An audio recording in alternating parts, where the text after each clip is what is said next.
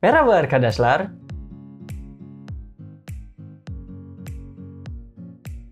Merhaba, benim adım Aziz, memnun oldum. Evet arkadaşlar, di video kali ini kita akan mempelajari tentang ablative case atau dalam bahasa Turki itu uzaklaşma durumu. Nah, uzaklaşma durumu ini misalnya kalau di dalam bahasa Indonesia itu kalau diartikan ya, artinya adalah dari. Misalnya dari pasar, dari rumah, dari sekolah, dari matamu, ku mulai jatuh cinta. Tapi di dalam bahasa Turki bukan dari, ya pastilah karena beda ya, beda bahasa, beda kosakata juga. Di bahasa Turki itu ada dua penggunaan untuk yang artinya dari ini. Kalau di bahasa Indonesia, misalnya kita habis dari pasar. Dari pasar. Darinya itu di depan, pasarnya di belakang, ya kan? Kata darinya itu sebelum pasar. Tapi kalau di bahasa Turki itu pasarnya dulu, baru dari. Jadi pasar dari. Misalnya pazar dan geldim, saya datang dari pasar. Atau marketten geldim, saya datang dari pasar. Seperti itu. Jadi di bahasa Turki itu terbalik seperti itu. Jadi nanti mungkin kita akan belajar bagaimana caranya menyusun kalimat dalam bahasa Turki, oke? Di sini ada dua penggunaan kata dari ya dalam bahasa Turki ini yang berbeda. Yang pertama itu ada dan juga den. Oke, kata dan jika dilihat dari sini, dan itu digunakan untuk kosakata yang berakhiran dengan huruf a, e, o, u. Sementara den itu digunakan untuk kosakata yang berakhiran dengan huruf vokal ei, e, u.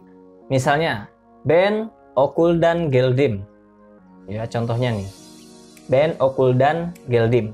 Kenapa okul menggunakan dan bukan den? Karena okul diakhiri dengan huruf vokal u. Jadi, dia okul dan. Contoh dari den. Tadi kan dari dan. Sekarang dari den yang berakhiran dengan e, i, e, u, itu contohnya adalah misalnya ev. Misalnya gini, Ali evden çıkıyor. Ali keluar dari rumah. Nah, evden çıkıyor, keluar dari rumah. Seperti itu contoh dari yang den.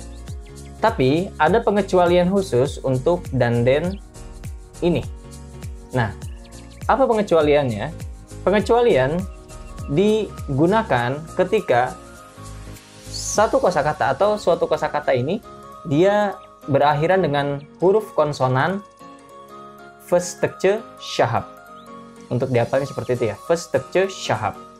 Jadi kalau ada kosakata yang berakhiran dengan huruf konsonan ini ya, salah satu dari huruf konsonan yang ada ini, maka dia berganti menjadi tan atau ten. Jadi yang pertamanya dan atau den berubah menjadi tan atau ten. Contohnya misalnya Taksim'de otobüsten iniyorum. Saya turun dari bis di Taksim. Gitu ya. Inmek itu artinya turun. Iniyorum saya turun. Otobüsten dari bis. Nah, di situ otobüsten bukan otobüsden. Kenapa dia menggunakan otobüsten?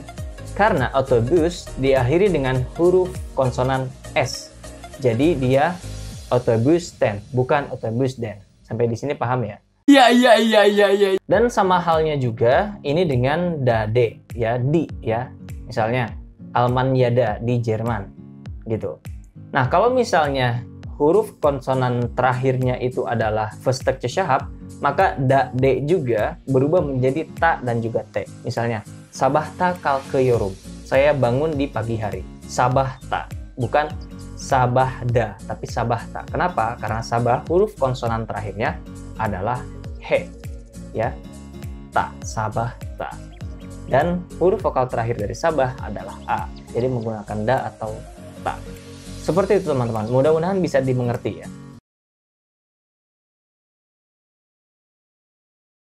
Arkadaşlar, sampai di situ aja pertemuan kita pada video kali ini. Mudah-mudahan ada ilmu baru yang bisa teman-teman dapatkan. Dan jangan lupa juga untuk share video ini kalau bermanfaat. Dan sampai jumpa lagi di video-video selanjutnya. Teşekkür ederim. Görüşmek üzere.